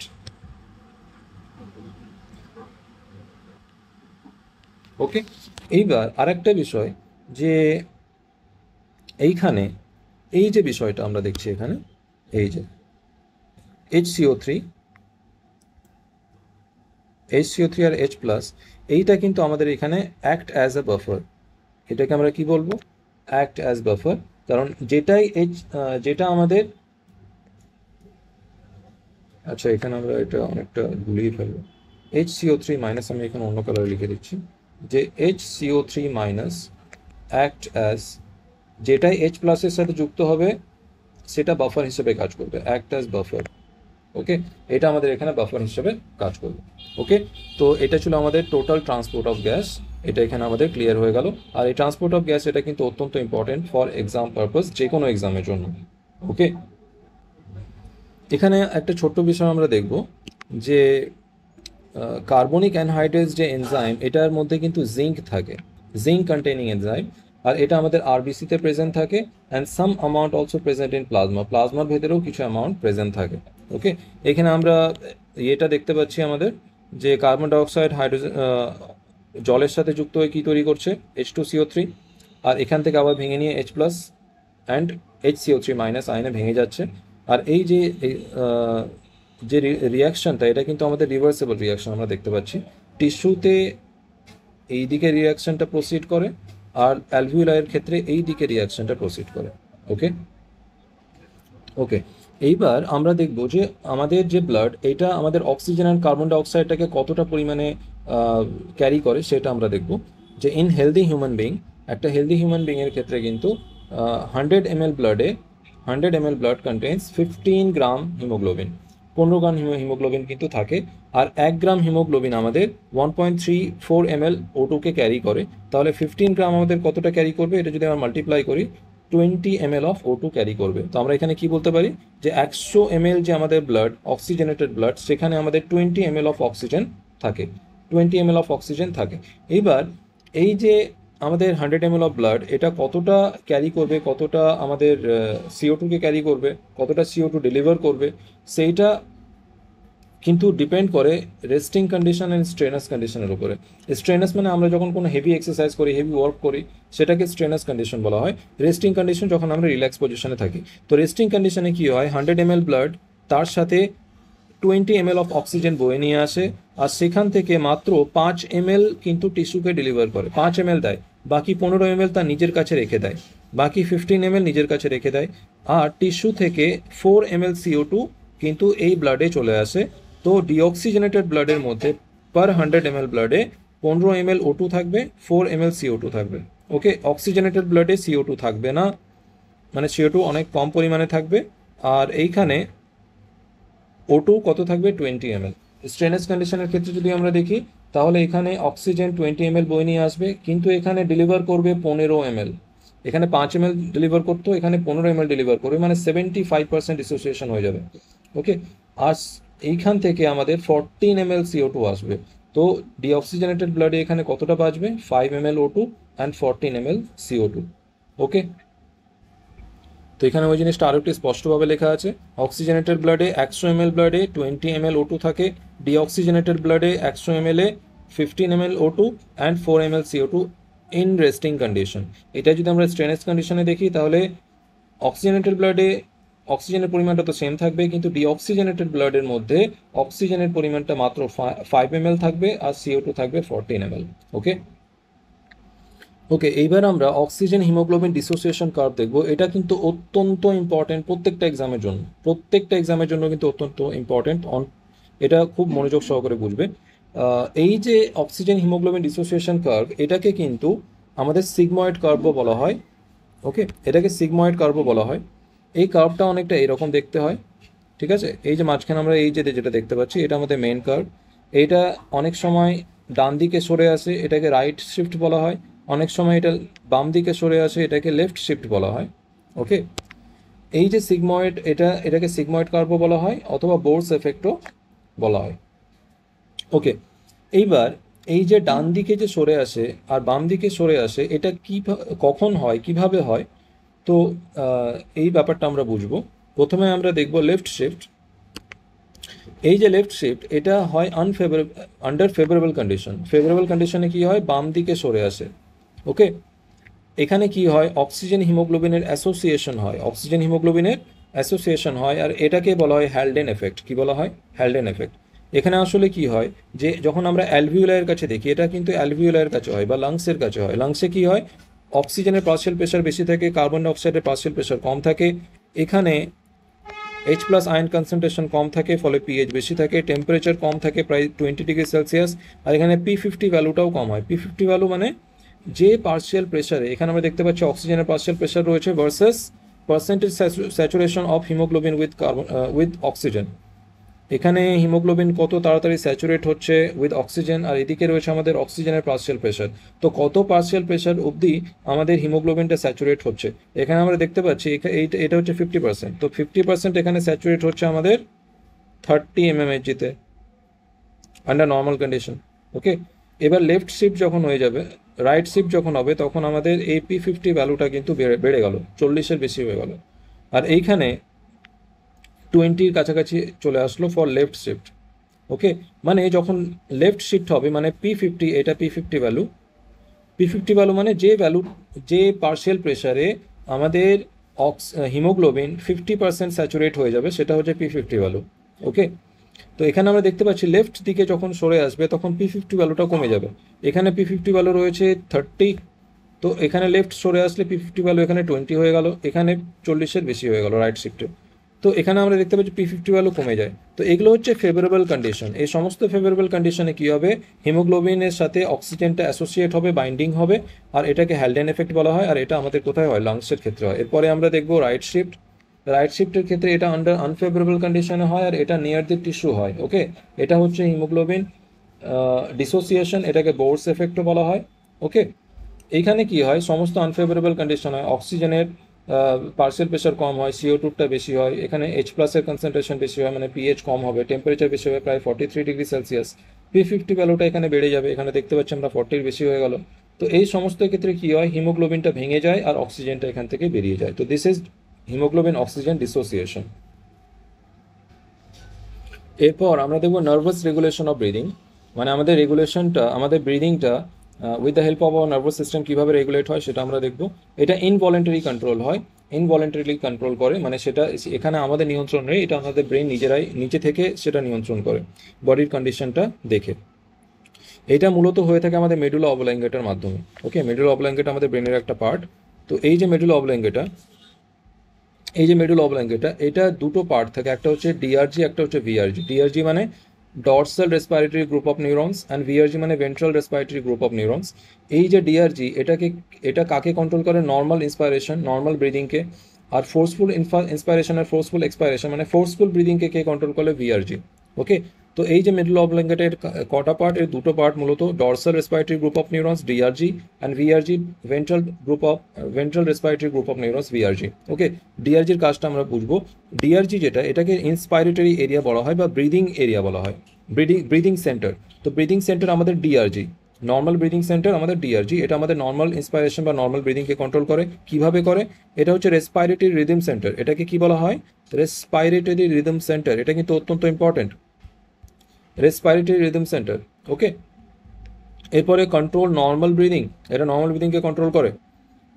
আর কিভাবে কন্ট্রোল করে? By contraction of diaphragm and external intercostal muscles. Okay, এরপরে আমাদের এক্সপাইরেটরি এরিয়া কোনটা? আমাদের এক্সপাইরেটরি এরিয়া হচ্ছে আমাদের ভিআরজি। এটা আমাদের ফোর্সফুল ব্রিদিংকে কন্ট্রোল করে। আর এটা control contraction of internal intercostal muscles along with abdominal muscles। আমরা জানি যে ফোর্সফুল ব্রিদিং এর সময় আমাদের internal intercostal muscles and abdominal muscles involve ছিল। তো সেটাকে কে কন্ট্রোল করে? আমাদের VRG. Forceful inspiration and forceful expiration কে কন্ট্রোল করবে? আমাদের ভিআরজি। তো এটা হলো আমাদের নার্ভাস রেগুলেশন। এইবার আমরা পন্স সম্বন্ধে একটু জানবো। পন্সটা হচ্ছে আমাদের নিউমোট্যাক্সিক সেন্টার বলা হয় এটাকে। নিউমোট্যাক্সিক সেন্টার মানে এটাকে switch off centre. Switch off centre মানে আমাদের ব্রিদিংটাকে স্টপ করে দেয়। আমাদের ব্রিদিংটাকে যদি তাড়াতাড়ি কাট অফ করে দেয়, স্টপ করে দেয়, তাহলে আমাদের ব্রিদিং নাম্বার অফ ব্রিদিং বেড়ে যাবে, নাম্বার অফ ইন্সপাইরেশন এক্সপাইরেশন বেড়ে যাবে। ওকে, মানে ব্রিদিং রেটটা বেড়ে যায়।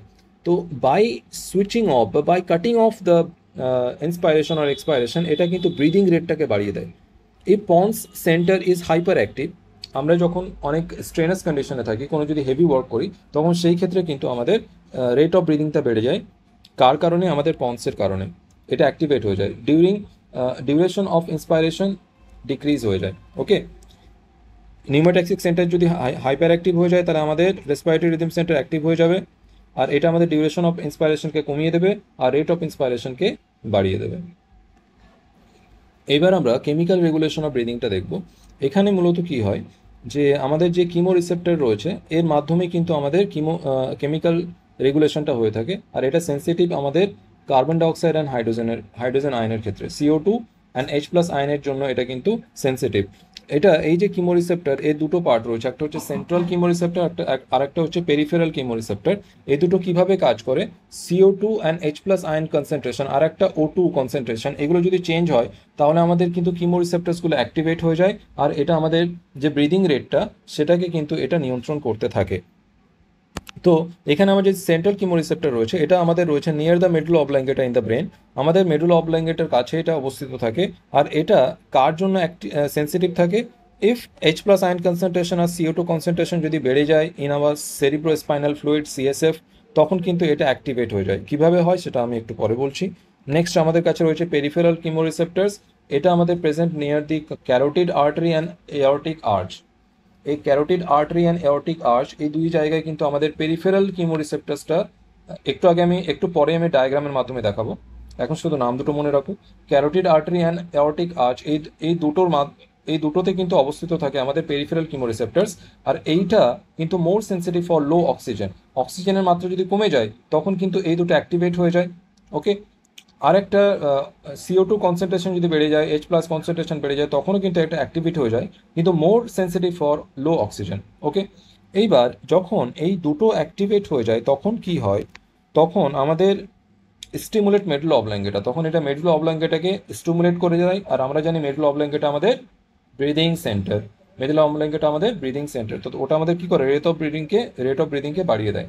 ওকে, এবার এই সেম জিনিসটা আমরা একটা ডায়াগ্রামের মাধ্যমে জানবো। এইবার আমরা যদি সেন্ট্রাল কিমো রিসেপ্টরসের কথা বলি, তাহলে সেটা কোথায় অবস্থিত থাকে সেটা আমরা একটু ডায়াগ্রামের মাধ্যমে দেখে নিই। এইটা আমরা দেখতে পাচ্ছি, এই ডায়াগ্রামে আমরা দেখতে পাচ্ছি এখানে আমাদের মেডুলা রয়েছে, আমাদের রয়েছে এখানে সেরিবেলাম। ওকে, এটা ব্রেন স্টেমের একটা পার্ট। এইখানে এই অঞ্চলটায়, এই অংশে কিন্তু আমাদের নিউমোট্যাক্সিক সেন্টার বা পন্স থাকে। So this is our pons, cerebellum and then medulla oblongata. Okay, এইবার যখন আমরা মেডুলার মধ্যে দেখব, তখন দেখতে পারবো এর পেছনের অংশে ডর্সাল সাইডে কিন্তু কে থাকে? Dorsal respiratory group of neurons. আর এখানে থাকে আমাদের ভিআরজি বা ventral respiratory group of neurons. আর এই দুটোর মাঝখানে এই অংশে কিন্তু আমাদের সেন্ট্রাল কিমো রিসেপ্টরসটা প্রেজেন্ট থাকে। So this is our central chemoreceptors at this part. Okay, এবার আমরা যদি পেরিফেরাল কিমোরিসেপ্টরসের কথা বলি তখন সেটা কিন্তু আমাদের হার্টে থাকে। আমাদের হার্টে এই যে এওরটিক আর্চ, এই অংশটা হচ্ছে আমাদের এওরটিক আর্চ, এই অংশটা এইখানে কিন্তু আমাদের এই রেড ডট ডট যেটা আমরা দেখতে পাচ্ছি, দিজ আর পেরিফেরাল কিমোরিসেপ্টরস। আর এই যে এওরটিক আর্চ থেকে তিনটে ব্রাঞ্চ বেরিয়ে যায়। একটা হচ্ছে আমাদের, এইটা হচ্ছে আমাদের লেফট সাবক্লেভিয়ান আর্টারি, এইটা হচ্ছে আমাদের রাইট সাবক্লেভিয়ান আর্টারি, এইটা হচ্ছে আমাদের ক্যারোটিড আর্টারি, আর এটা হচ্ছে আমাদের ক্যারোটিড আর্টারি। তো this is left carotid artery, this is right carotid artery. তো এই পেরিফেরাল কিমোরিসেপ্টরসটা আমাদের এওরটিক আর্চ আর আমাদের ক্যারোটিড আর্টারিতে প্রেজেন্ট থাকে। যখন অক্সিজেন কমে যায় বা CO2 H+ আয়ন কনসেন্ট্রেশন বেড়ে যায় তখন এটা অ্যাক্টিভেট হয়ে যায়। এটা একটা ডায়াগ্রামের মাধ্যমে রিপ্রেজেন্টেশন, যে কিমোরিসেপ্টরস এটাকে পজিটিভ ফিডব্যাক দেয়। আমাদের যে সেরিব্রাম এটা ভলান্টারি কন্ট্রোল করতে পারে, লিম্বিক সিস্টেম এরা, তারপরে পন্স এটা আমাদের রেট অফ ব্রিদিংকে বাড়িয়ে দেয়। এই সমস্তর মাধ্যমে এ কী করে, এরা আমাদের মিডল অবল্যাঙ্কেটাকে সিগন্যাল দেয়, আর আমাদের external intercostal muscles and diaphragm এই দুটোকে কী করে, কন্ট্রোল করে আমাদের ব্রিদিং রেটটাকে নিয়ন্ত্রণ করে। ওকে, এরপরে আমাদের টপিক রয়েছে হাইপক্সিয়া। এটা শুধুমাত্র 11-12 SLSTর জন্য, সবার জন্য না। এইটা হচ্ছে ইনঅ্যাডিকুয়েট অক্সিজেন সাপ্লাই। শরীরে যদি আমাদের অক্সিজেন সাপ্লাইটা কমে যায় বা যথেষ্ট পরিমাণে না হয়, দ্যাট ইজ হাইপক্সিয়া। অনেক কারণে হতে পারে। লো এনভায়রনমেন্টাল অক্সিজেন, যদি এনভায়রনমেন্টে অক্সিজেন কম থাকে, যেমন হাই অ্যালটিটিউড, আমরা যদি অনেক উচ্চতায় চলে যাই, পাহাড়ের অনেক উপরে চলে যায়, তাহলে কিন্তু সেখানে অক্সিজেন ডেফিসিয়েন্সি হয়ে যায়। তো সেই কন্ডিশনে কিন্তু হাইপক্সিয়া হতে পারে।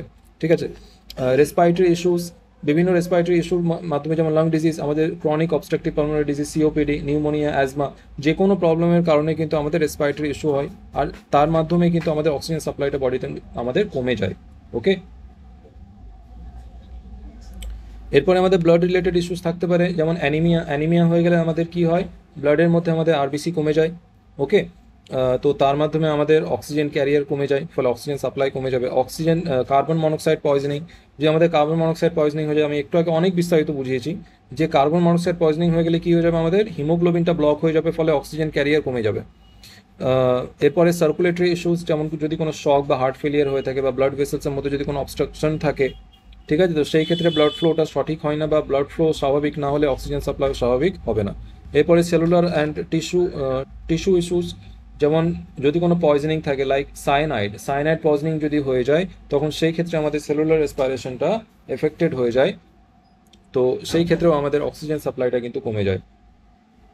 ওকে, এই ক্ষেত্রে কী কী সিমটম আমাদের দেখা দেয়, shortness of breath, rapid breathing, rapid heart rate, confusion, dizziness, headache. Okay, cyanosis মানে আমাদের স্কিন অ্যান্ড লিপসটা ব্লু হয়ে যাবে, যেটা আমি একটু আগে অনেক বিস্তারিত বলেছিলাম। এবারে কনসিকুয়েন্সেস, এর ফলে কী কী হতে পারে, যদি এটাকে ট্রিটমেন্ট না করা হয় তাহলে this can lead to cell damage. এটা সেল ড্যামেজ করতে পারে, অর্গান ফেলিয়ার করতে পারে, স্পেশালি ব্রেন অ্যান্ড হার্ট, কোমায় চলে যেতে পারে, পেশেন্ট কোমায় চলে যায়, অ্যান্ড ইভেনচুয়াল ডেথ। এরপরে ট্রিটমেন্ট কী কী হতে পারে, focusing on increasing the oxygen delivery, oxygen ডেলিভারিটাকে মানে বাড়ানোর জন্য এটাকে ফোকাস করা হয়। সাপ্লিমেন্টাল অক্সিজেন বা ভেন্টিলেশন, অক্সিজেন সাপ্লাই করা হয়। And addressing the underlying cause, কী কারণের হাইপক্সিয়াটা হচ্ছে সেই কারণটাকে কিন্তু অ্যাড্রেস করা হয়। এরপরে আমাদের কাছে রয়েছে অক্সিজেন টক্সিসিটি। এটাও কিন্তু শুধুমাত্র 11-12 SLSTর জন্য, সবার জন্য না। অক্সিজেন টক্সিসিটিটা কি, যদি কোনো কারণে যে অক্সিজেন থেরাপি আমাদের দেওয়া হয়, সেখানে যদি অক্সিজেন থেরাপি যদি বেশি মাত্রায় হয়ে যায়, তখন সেই ক্ষেত্রে কিন্তু অক্সিজেন টক্সিসিটি হতে পারে। প্রয়োজনের তুলনায় এক্সেসিভ অক্সিজেন সাপ্লাই যদি হয়ে যায়। কারণটা কি, prolong high dose of oxygen therapy বা hyperbaric oxygen therapy. Hyperbaric oxygen therapy যেমন আমরা CPAP দেখেছিলাম, কন্টিনিউয়াস পজিটিভ এয়ারওয়ে প্রেশার, তো সেই ক্ষেত্রেও কিন্তু হাইপারবারিক কন্ডিশন ছিল। তো সেটা যদি একটা ফিক্সড ডিউরেশনে বেশি দিয়ে দেওয়া হয়, তখন সেক্ষেত্রেও কিন্তু অক্সিজেন টক্সিসিটির সম্ভাবনা থাকে। এফেক্ট কী কী হয়, পালমোনারি টক্সিসিটি, লাংটা ড্যামেজ হয়ে যায়, আমাদের লাংসটা ড্যামেজ হয়ে যায়। চেস্ট পেন হতে পারে, কাফিং হতে পারে, রিডিউসড লাং ফাংশন, লাংসটা তার ফাংশনটাকে কমিয়ে দেয়। এটা কখন হয়, prolonged exposure of hyperbaric oxygen therapy. Oxygen therapy যদি বেশি হয়ে যায়, তখন সেই ক্ষেত্রে হয় CNS টক্সিসিটি হয়ে যায়, এটা আমাদের নিউরোলজিক্যাল এফেক্ট করে। ওকে, সিজার্স হয়ে যায়, এটা ইম্পর্টেন্ট, এটা অনেক প্রশ্নে কিন্তু আসে, সিজার হয়ে যায়। এরপর ডিজিনেস হয়ে যায়, ভিশন অ্যান্ড হিয়ারিং চেঞ্জেস। ওকে, দেখতে শুনতে অসুবিধা হয়ে যায়, common in hyperbaric conditions. Hyperbaric condition এই ক্ষেত্রে হয়ে থাকে, যেমন ডাইভিংয়ের সময় আমরা অক্সিজেন মাস্ক পরি, সেখানে যদি প্রেশারে গন্ডগোল হয়, বা হাইপারবারিক চেম্বার্স, ওই ক্ষেত্রেও এটা হয়ে থাকে। প্রিভেনশন কি?